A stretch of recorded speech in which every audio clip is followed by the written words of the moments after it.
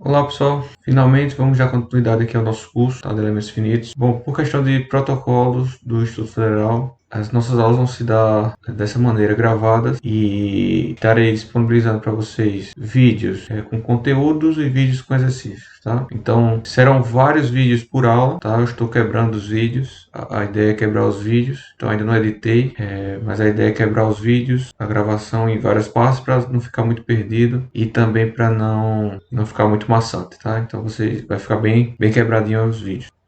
Bom, até então no curso a gente estava só revisando conteúdos de estruturas, né? E acredito que a gente viu a maior parte dele, tá? Mas para não começar a revisar uma revisão, tá? Eu já estou começando aqui a partir do assunto, tá? A gente vai esquecer um pouco da parte de estruturas por enquanto, nesses próximos mês e meio aí. Então, o resto de setembro e outubro a gente vai estar trabalhando com a parte mais genérica, tá? E a parte matemática dos elementos finitos. Então, eu vou estar passando conceituação matemática dos elementos finitos para vocês. A começar pelo método dos resíduos ponderados, tá? Que é a base de tudo, tá? É onde começa, tá? A conceituação matemática de elementos finitos. Não tenho um estúdio, como vocês podem ver, então não tenho iluminação adequada, não tenho as melhores ferramentas, melhor microfone, tá? Equipamentos profissionais, mas eu acho que é o suficiente para a gente dar a aula nessa situação emergencial, e com o tempo a gente vai adquirindo alguns equipamentos para ir melhorando o curso, tá? Então eu estarei utilizando aqui basicamente o PowerPoint para ilustrar os slides. Estarei utilizando também uma mesa digitalizadora quando eu precisar explicar alguma coisa mais detalhada de conteúdo dos slides, né? E estaremos utilizando muito o Matcad para fazer exemplos e exercícios. Então recomendo, como eu já recomendei anteriormente, que vocês baixem o Matcad, tem a versão gratuita, que não vai dar para fazer tudo o que a gente está fazendo aqui, mas ajuda bastante. Bom, sem mais delongas, vamos ao começo aí do conteúdo, tá? Então, acompanha bem aí, pessoal, tá? Assiste quantas vezes for preciso o vídeo, anota todas as dúvidas, que na próxima aula síncrona a gente tira, tá? Vamos tentar aproveitar o máximo. Eu quero de vocês também, eu quero pedir para vocês que sempre estejam me alertando sobre qualidade, sobre a possível melhora, tá? Tanto didática quanto técnica aqui na parte de gravação de vídeos e das aulas em si, beleza? Bom, vamos adiante, tá? Primeiro, pessoal, o que a gente quer no final das contas? Aproximação de curvas. No final é isso que a gente quer, sendo que são curvas derivadas de problemas diferenciais, né? Como a gente já vinha falando ao longo de todo o curso. Então, os problemas de engenharia se resumem, problemas de engenharia e físicos, né? Se resumem em equações diferenciais, algumas solucionáveis por meios analíticos, outras não solucionáveis. Mas para ambos os casos, convém muitas vezes utilizar métodos aproximados, como é o caso dos elementos finitos, por se tratar de um método automatizado, né, que você consegue programar, fazer algoritmos de forma mais simples, tá? Então, nós vamos esquecer um pouco essa parte de equações diferenciais nesse primeiro momento, tá? Nessa nossa primeira aula, e vamos imaginar apenas funções, tá? Formas de aproximar curvas, funções, tá? Aqui a gente vai estar trabalhando sempre num direcional, para ficar mais simples de exemplificar e de vocês absorverem, mas tudo, a princípio, é expansível, é estendido a 2 dimensões ou 3 dimensões, tá? E até em função do tempo também, tá? Só que tem que cuidar com outros aspectos, né? Tem que tomar cuidado com outros aspectos. A gente vai focar aqui no dimensional. O que não puder ser estendido para outras dimensões, eu vou estar comentando aqui, tá? Mas a princípio nós vamos estar trabalhando com aproximação de funções, tá? De curvas, tá? E nós vamos fazer aqui começar introduzindo para vocês o conceito de aproximação por funções tentativas, tá? Acho que em cálculo numérico, acredito eu, não cheguei a falar com o professor de vocês, mas acredito eu que vocês veem ajuste de curvas, né, por pontos. No caso, geralmente o mais comum da disciplina de cálculo numérico, não sei de vocês, né, é utilizar o método dos mínimos quadrados. Mas aqui a gente vai tentar abordar de uma maneira mais genérica, tá? E aí a gente vai, só para atiçar a curiosidade, nós vamos começar essa aula com essa ideia de aproximação de curvas por funções tentativas. Tá? Vocês vão ver que é possível, a partir de um chute de função, tá? Chute de funções, na verdade, a gente aproximar curvas e depois a gente vai decorrendo sobre o método de resistência ponderados, tá bom? Bom, nosso objetivo do curso, né, do elementos finitos, do método de elementos finitos, é a solução aproximada para problemas governados por equações diferenciais. Trataremos, por enquanto, de funções normais, ordinárias, né, em uma dimensão, ou seja, o domínio vai ser em x, né, tá? E aí nós vamos imaginar o seguinte, tá? Nós vamos imaginar uma, nós vamos imaginar uma região qualquer, tá, pessoal? Um domínio que a gente vai chamar toda essa região de ômega, certo? Maiúsculo, a gente vai, tudo que vier em ômega vai ser o nosso domínio, tá? Então imagine nosso domínio.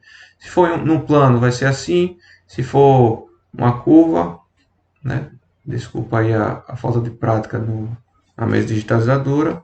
Se for uma curva qualquer, o nosso domínio vai ser, né, esse x inicial até o x final, né? Então, nosso domínio seria isso daí, né? No caso de um elemento plano genérico qualquer, nosso domínio seria toda essa região aqui interna dentro desse contorno, tá? E aí é importante a gente diferenciar justamente o que é do domínio, que é dentro do domínio, e o que é o contorno, tá? Então, contorno, todo contorno, a gente vai chamar de gama, tá? Gama maiúsculo. Então, tudo que tiver gama aqui na formulação está relacionado ao contorno, beleza? Então, só como exemplificação aqui, né, se nós temos uma viga biapoiada, né, que eu sempre vou estar tratando de problemas estruturais, né, eu sempre vou estar puxando para o meu lado aqui, né, que tenho mais exemplos. O nosso domínio, vou chamar aqui de x, né, x partindo do apoio esquerdo, sendo o comprimento L, então o nosso domínio vai ser nada mais nada menos do que x entre L e 0, tá? E o nosso contorno serão os apoios, tá? Do lado esquerdo, um apoio de segundo gênero, então o contorno, nosso contorno vai ser x igual a 0 e contorno x igual a L, beleza? E aí, nós vamos ter o que a gente chama de condição de contorno, né? Então, para cada caso para cada problema físico, nós teríamos condições diversas, tá? Isso vai ser muito particular de cada assunto estudado, tá? Mas aqui nesse caso, por exemplo, vocês já estão cansados de saber que do lado esquerdo nós teríamos, nesse ponto aqui, nós teríamos a flecha, né? Para x igual a 0, também igual a 0, e a flecha para x igual a L também igual a 0. Essas seriam as nossas condições de contorno, e o nosso contorno seria x igual a 0 e x igual a L. Perfeito? Sem segredo aí. Bom, pessoal, então, tendo a ideia do que é o domínio e o do que o contorno, tá? Nós temos, então, a equação real, a equação original, tá? Que pode ser que a gente não conheça, a gente só conhece pontos experimentais, por exemplo, pode ser o caso, tá? Mas supondo que essa seja a equação original, tá? Nós vamos aproximá-la por uma equação aproximada, por uma função aproximada, que a gente vai estar diferenciando aqui pelo pelo circunflexo, tá? E a gente vai descrever essa função aproximada sempre por uma função independente psi, tá? Essa função independente pode ser desprezada, tá? Não é sempre que a gente vai precisar dela, né? Mas ela, quando é utilizada, ela é geralmente utilizada para garantir, tá? Que as condições de contorno sejam atendidas, tá? Precisa a gente destacar isso aqui, tá? Ela geralmente é utilizada para garantir que as condições de contorno sejam garantidas, e aí o restante da equação é que vai determinar o comportamento da curva entre os contornos, tá? Entre o contorno. Ah, então você vê que essa segunda parte é um somatório, tá? De M1 até M maiúsculo, até Mzão, tá? Esse Mzão corresponde à quantidade de funções tentativas que a gente vai estar aplicando, tá? Mas a quantidade de funções tentativas que a gente vai aplicar, dependendo do método que a gente for utilizar, é limitada também, tá? A gente fica limitado. Mas essa parte, essa parcela das funções tentativas, tá? E aí função tentativa, quando eu chamo função tentativa, é esse n aqui, tá? Cada n que a gente escolher de 1 até o m, tá? A gente vai estar utilizando aqui várias equações dentro desse somatório, tá? E cada n vai estar ponderado por um coeficiente aqui, tá? Esse coeficiente geralmente é uma constante, é um valor numérico, que é o que a gente quer no final das contas, tá? Então, para deixar já adiantado aqui, esse vai ser o nosso interesse aqui no final das contas. Quando a gente conhecer esse coeficiente A, tá? Então a gente vai ter toda a função aproximada, tá?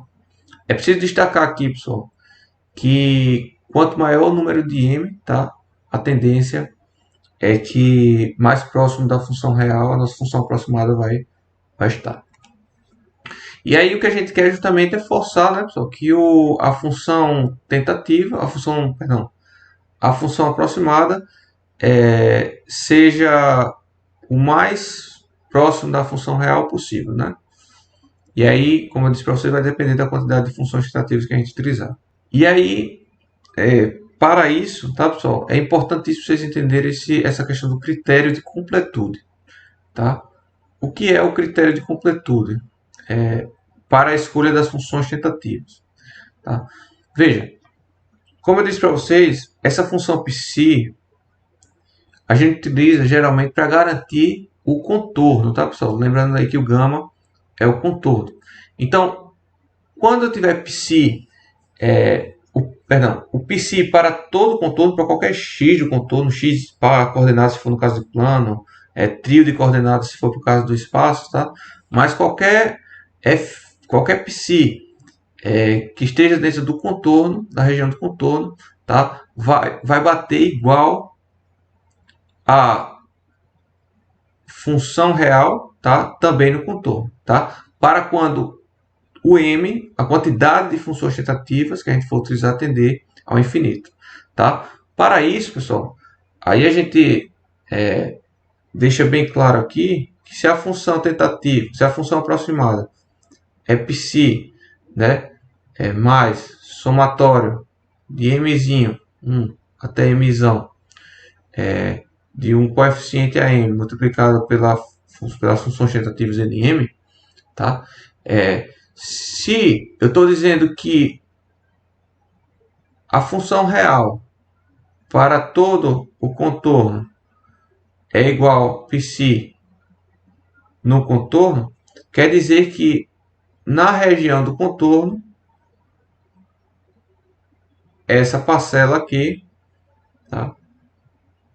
Quando mzão tende ao infinito,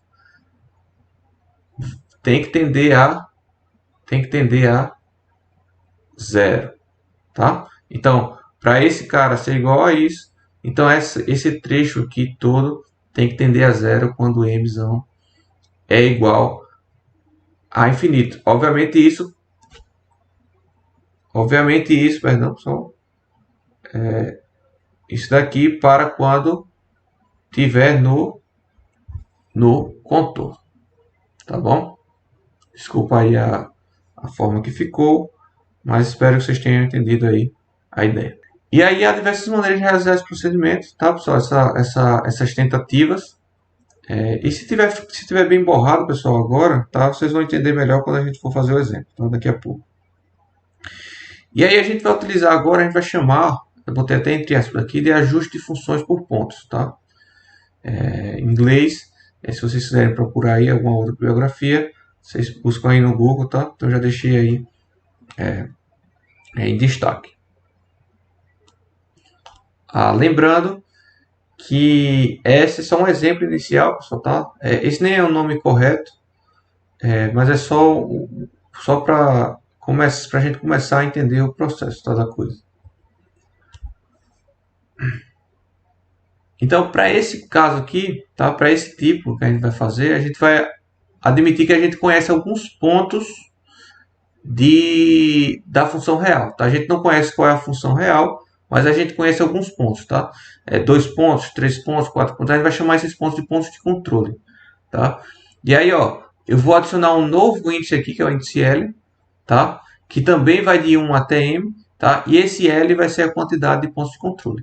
Para esses casos, a gente vai ver, eu vou mostrar isso no exemplo para vocês, vocês vão entender que esse M precisa ser igual a L, senão a gente vai acabar só no sistema linear indeterminado, tá?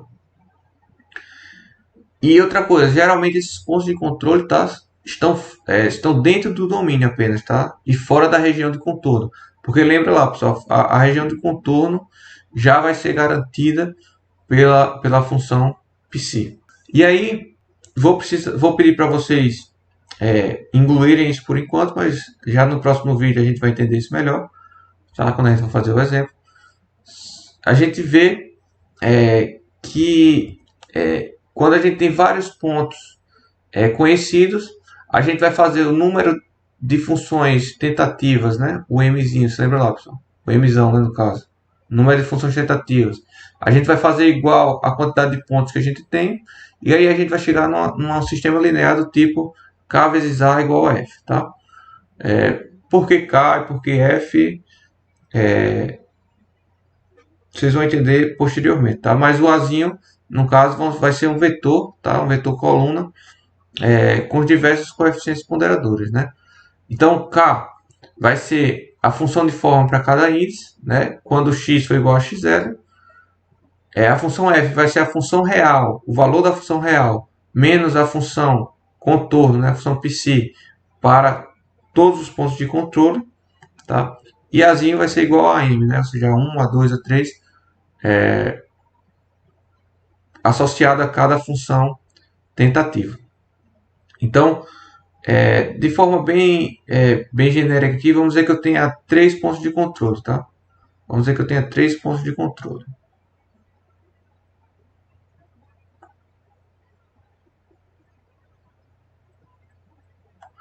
Então, eu vou chamar de ponto x1, ponto x2 e ponto x3, tá?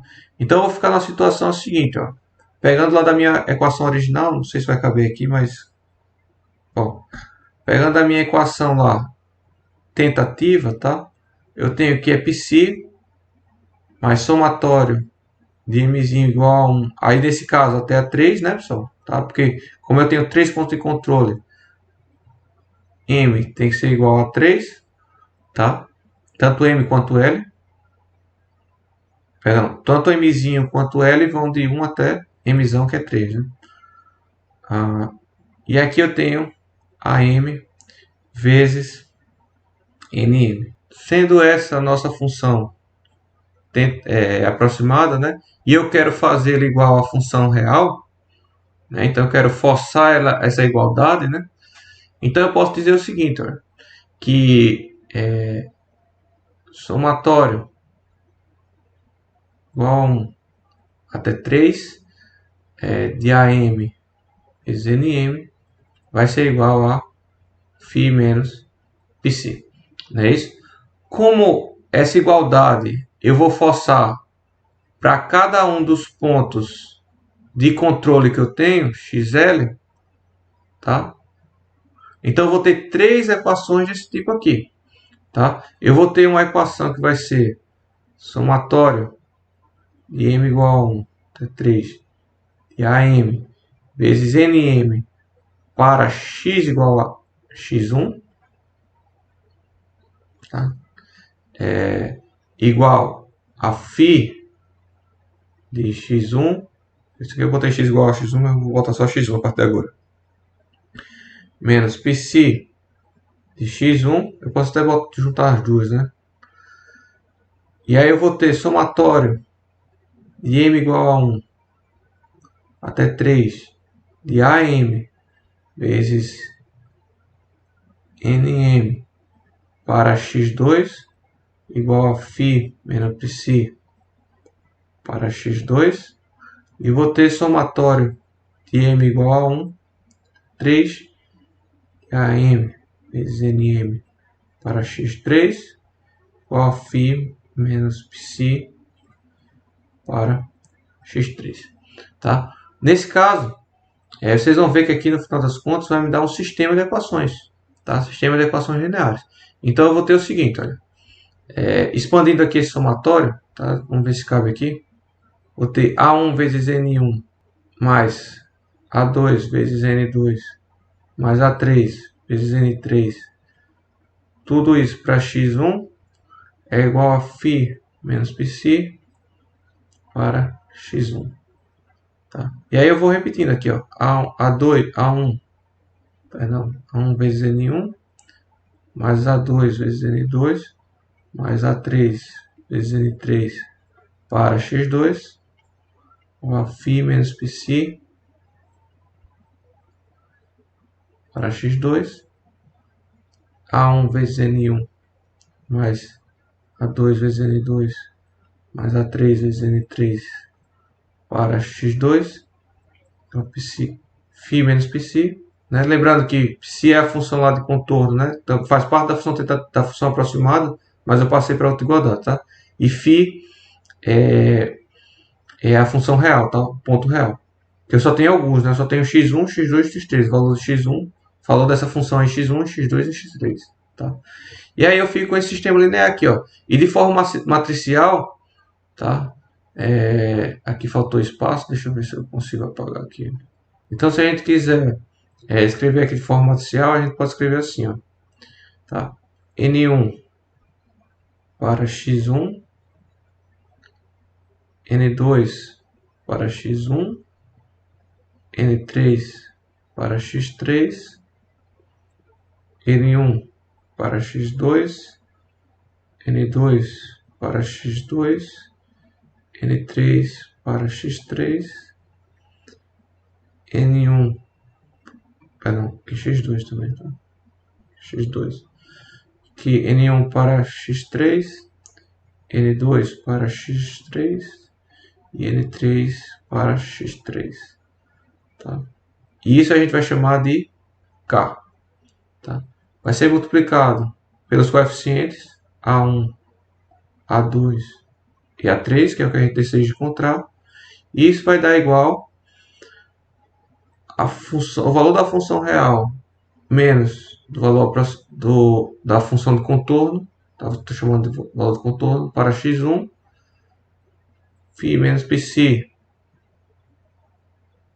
para x2 e φ menos psi para x3, tá? Então veja que temos aí esse vetor coluna A, nós temos aqui o vetor coluna F, tá? Então K vezes F vai ser igual a K vezes A, perdão, vai ser igual a F. E se a gente quer encontrar A, basta fazer K elevado a menos 1, né? Inverso de K, tá? Que é uma matriz, né? Vezes F. Então perceba que essa matriz K aqui, para ser solucionar esse problema, precisa ser inversível, né? Tá? Precisa ser inversível. Isso aqui é bem importante, tá? Isso aqui para todo o método de elementos finitos, essa é a primeira verificação que a gente faz, tá? Saber se essa matriz K aqui, ela é inversível, tá? E vocês vão ver que todos os problemas lá de análise maciel, de elementos finitos, vai finalizar-se, né? Vai acabar numa solução de equações lineares desse tipo. beleza? Então não sei se ficou confuso, pessoal, mas a gente vai fazer um exemplo, tá? Esse exemplo agora, e aí a gente vê ponto a ponto direitinho isso daí, tá? Então, o exemplo vai vir em outro vídeo. Então, eu vou estar parando esse por aqui e aí vocês podem partir para o próximo vídeo.